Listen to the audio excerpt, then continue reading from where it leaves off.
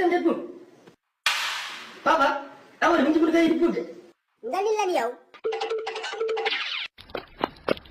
xajal ma kii Amadou yaa def lii ha tey rek ma taxawle Amadou dóoruma la kaay tonni ko Amadou sama buntu kër ngay day yow tey soo duggoon si taatu gaynde sax ma loqati la yow.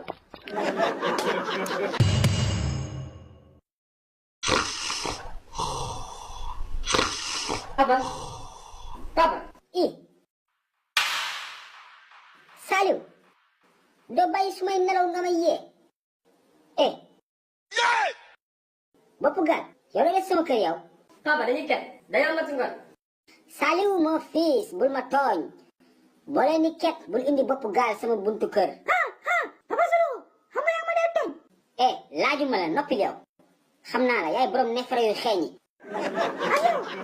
nga ne lan yow yaa ma yab mais sa baay xaali yabu ma depuis tout jeune fu xeex ma sa am sama ginnaaw lay làqatu maran jël sa baay paar.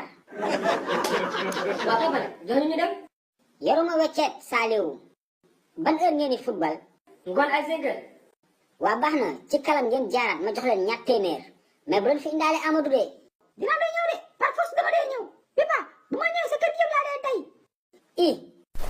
du dégg ngeen ko dafa am fit lu mu wax dina ko def ak boppam bu tàcc bii di mel ni dàll marakis.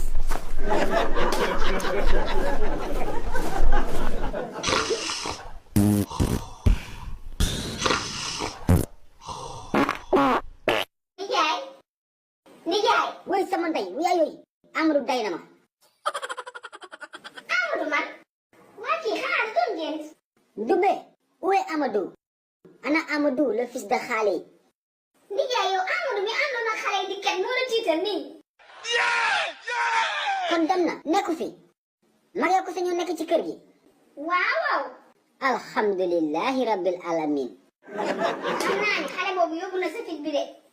jox ma dépense bi man damay dem marché. yow lay togg añ tay sax toggal lépp nag ba mu des maafe. xam naa li ma la wax si gént gi dafa mel ni Amadou maafe la añee.